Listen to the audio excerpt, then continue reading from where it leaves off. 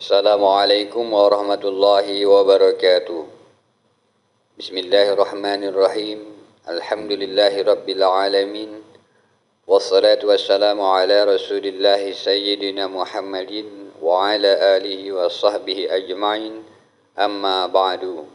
Saudara-saudariku para sahabat, ibu bapak kaum muslimin wal musliman yang saya muliakan. Para sahabatku sebangsa dan setanah air dimanapun Anda berada yang saya hormati. Tidak lupa juga salam hormat saya kepada siapapun Anda yang mengikuti kajian saya di channel Wali NU ini. Salam NKRI, salam cinta Indonesia, salam kebenaran, salam metodologi ilmiah, salam akal sehat. Alhamdulillah, puji dan syukur kepada Allah kita masih bisa berjumpa lagi di sini. Semoga kita semuanya diberikan kesehatan jasmani maupun rohani, diberikan limpahan rahmat, nikmat dan barokah daripada Allah Subhanahu wa taala. Termasuk juga di dalamnya adalah limpahan rezeki yang banyak, yang berkah. Juga semoga kita diberikan tambahan ilmu pengetahuan yang bermanfaat serta diberikan kemudahan di dalam kita melewati jalan yang lurus, jalan kebenaran, jalan yang sesuai dengan akal sehat. Afala ta'qilun, afala tatafakkarun, dan seterusnya.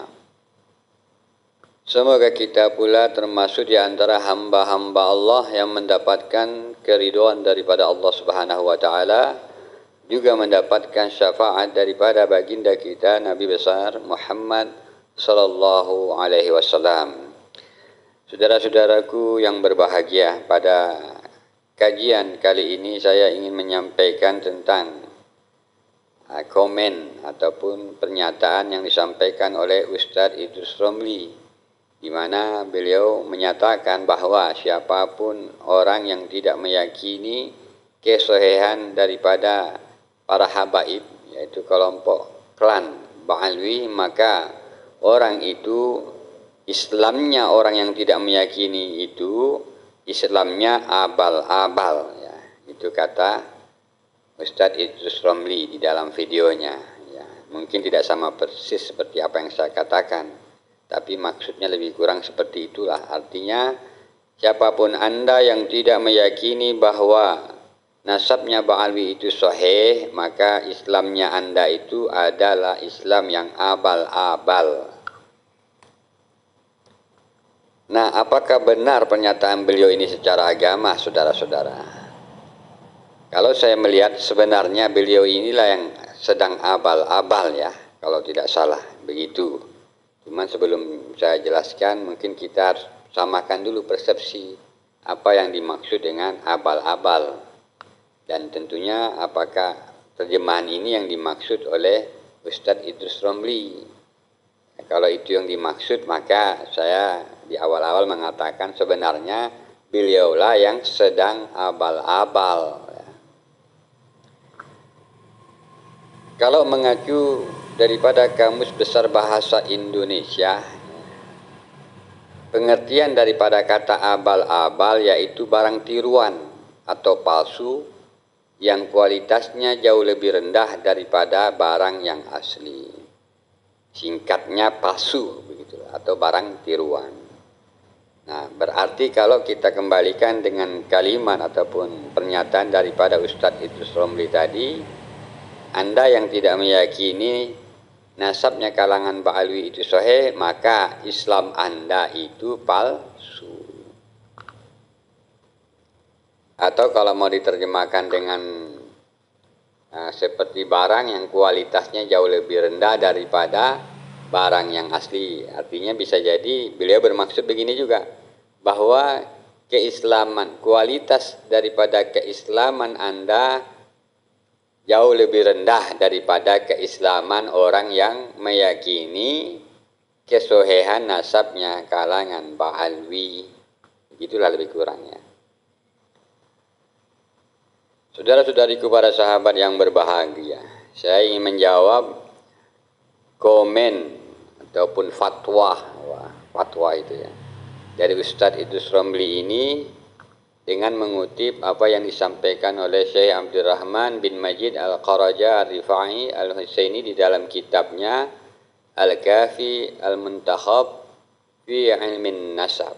Nanti coba Anda lihat di sana.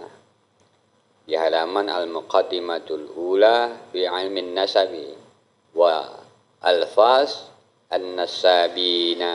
Ya.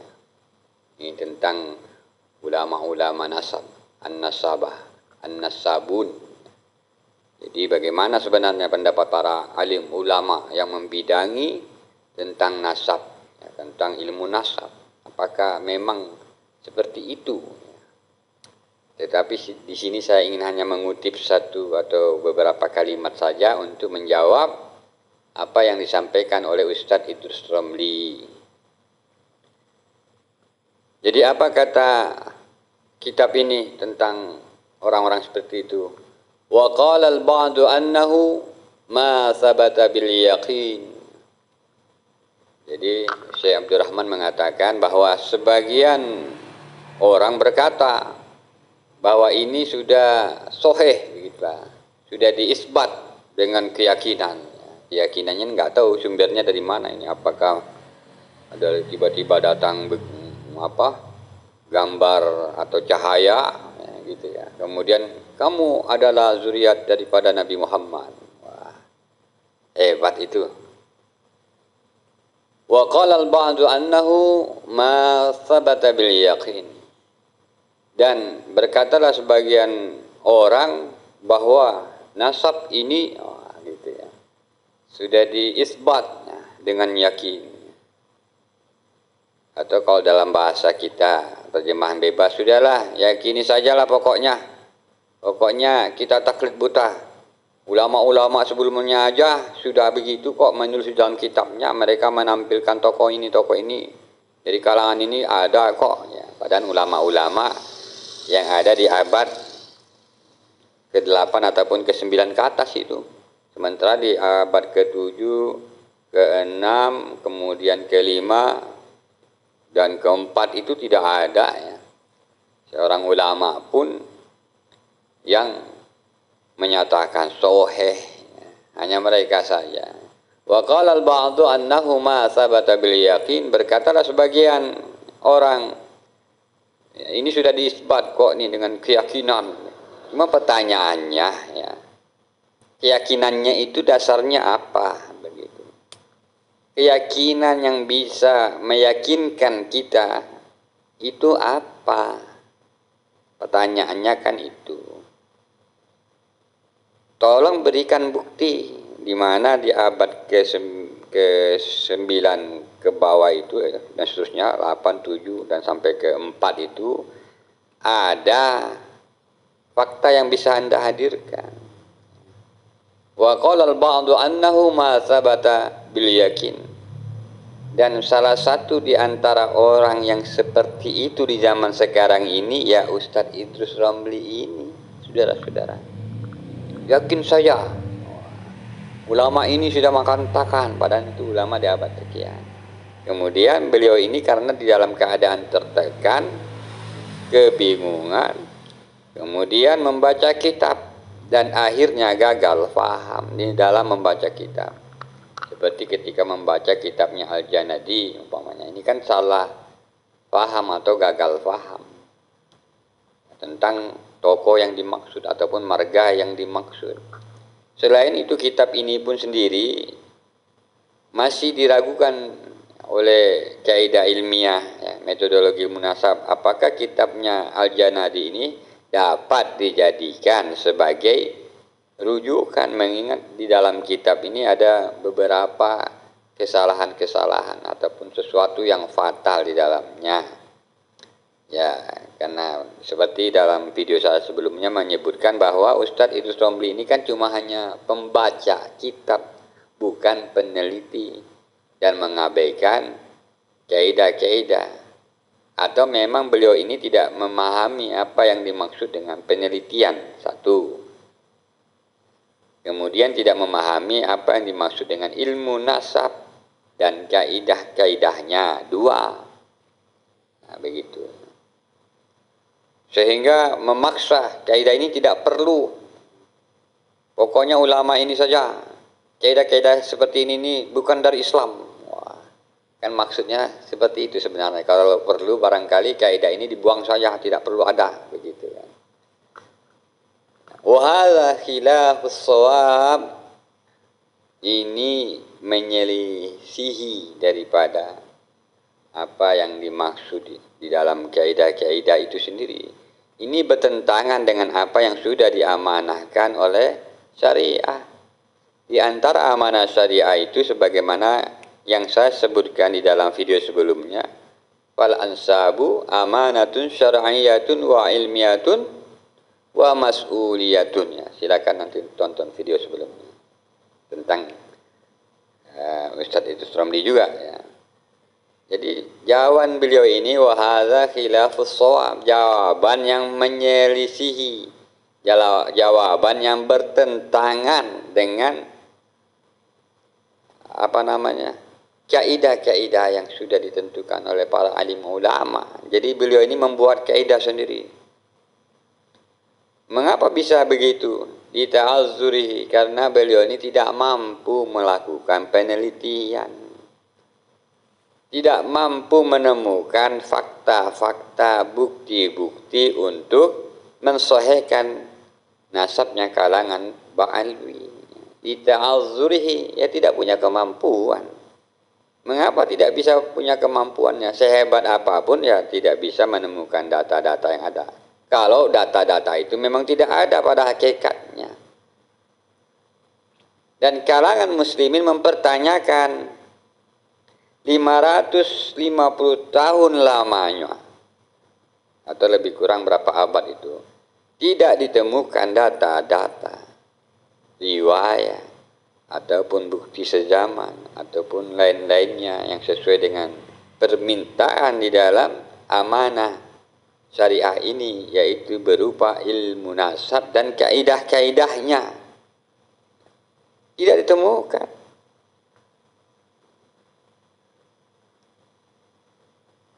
Dan karena Ustadz Idrus Ramli ini tidak dapat menemukannya, menemukan fakta ataupun bukti kesahihan itu, dan memaksa Anda untuk yakin, ya tentu saja tidak bisa diyakini. Karena dasarnya tidak ada. Tiba-tiba berhujjah bahwa Islam Anda bermasalah. Kalau Anda tidak yakin, ini memasuki arena akidah ya, aqidatul Islam, dan sangat berbahaya sekali. Seakan-akan mengatakan Anda itu telah keluar daripada Islam. Seakan-akan mengatakan bahwa Anda itu sudah ingkar ataupun kafir. Padahal di sini yang tidak mengikuti alim ulama ya Ustadz Idrus Ramli, yang tidak mengikuti metodologi ilmiah ya Ustadz Idrus Ramli, yang tidak memiliki akal sehat sesuai apa yang diinginkan oleh Al-Quran maupun hadis Nabi ya Ustadz Idrus Ramli. Jika semuanya itu yang bertentangan itu ya Ustadz Idrus Ramli, yang ya kesimpulannya yang abal-abal itu ya Ustadz Idrus Ramli.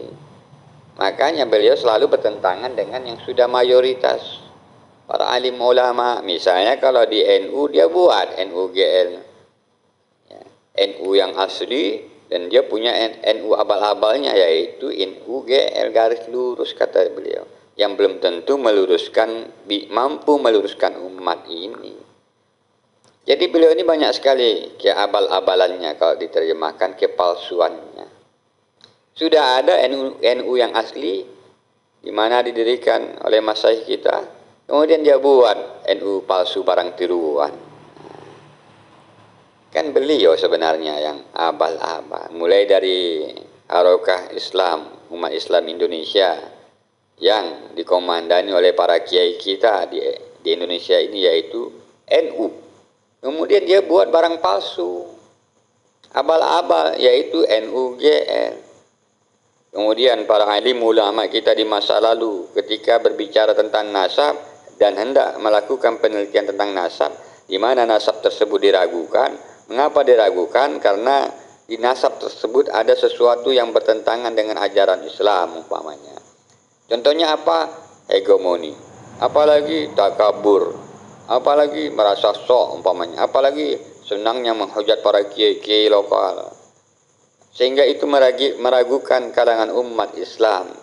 Dan kemudian timbullah pertanyaan untuk memastikan benarkah mereka ini adalah zuriyah daripada Nabi Muhammad SAW. Bagaimana mau meyakini sesuatu yang kemudian ketika diteliti ditemukan fakta bahwa mereka tidak memiliki riwayat untuk disebut sahih. Bahkan mau disebut mutawatir pun tidak dapat. Bahkan mau disebut dhaif pun mungkin juga tidak sampai derajat itu di dalam kaidah ilmu nasabnya. Jadi beliaulah yang abal-abal, saudara-saudara. Wa qala al-ba'du annahu ma sabata bil yaqin. Berkatalah sebagian orang bahwa nasab ini sudah diisbat dengan yakin. Ya. Di antara orang yang berkata seperti itu di masa lalu, ya. Kalau di masa sekarang ya Ustadz Idrus Ramli. Wa hadza khilafus shawab. Perkataan-perkataan seperti itu, pendapat-pendapat seperti itu menyalahi daripada ajaran Islam dalam hal ini, yaitu ilmu nasab dan kaidah-kaidahnya. Lita'azzurihi, ketidakmampuannya, sebabnya itu. Kenapa? Karena kehilangan akal sehat. Mengapa bisa begitu? Karena tertekan. Mengapa bisa begitu? Karena warisan husnuzon yang sudah tertanam sejak dari generasi ke generasi. Ya, husnuzon itu, husnuzon bahwa kalangan Ba'alwi ini zuriyah Nabi Muhammad. Mulai kapan itu? Mulai abad ke-9. Siapa yang menyampaikan pertama itu? Habib Ali Abu Bakar As-Sakran. Teruslah dari generasi ya sudah, ini sudah Nabi Muhammad SAW. Tidak ada meragukan umpamanya begitu. Pokoknya masabata bil yakin, tetapi cuma sampai kepada Habib Ali bin Abu Bakar As-Sakran, saudara-saudariku yang berbahagia. Abal-abal berarti Ustadz Idrus Ramli. Ilmunya berarti di sini ilmu abal-abal yang dipergunakan. Jadi Ustadz Idrus Ramli ini bukan peneliti nasabnya kalangan Ba'alwi, hanyalah pembaca saja. Beda dengan peneliti. Karena beliau ini hanya sebatas sebagai pembaca kitab saja, tidak meneliti, maka ketika beliau ini berhujjah dan membuat fatwa, ya fatwanya itu abal-abal, saudara-saudariku. Ya, ini nanti bisa Anda lihat di dalam kitab Al-Kafi Al-Muntaha fi Ilmin Nasab. Di dalam Al-Muqaddimatul Ula fi Ilmin Nasabi wa Al-Fas An-Nasabin. Ya, nanti dilihat di sana ada keterangan. Itu saja yang dapat saya sampaikan, lebih dan kurangnya mohon dimaafkan. Ya. Kajian keislaman ini kajian yang saling sambung menyambung, jawab menjawab. Karena Ustadz Idrus Ramli berkomen seperti itu, ya kita menyampaikan jawaban-jawaban. Komentar ini ataupun respon ini bukanlah bagian dalam rangka membenci beliau, tidak. Terlepas beliau membenci kita, ya wallahu alam, itu urusan beliau kepada Allah Subhanahu wa taala. Selebihnya saya kembalikan kepada Allah Subhanahu wa taala. Wallahu alam. Wallahu huwa aqwamit thoriqin. Wassalamualaikum warahmatullahi wabarakatuh.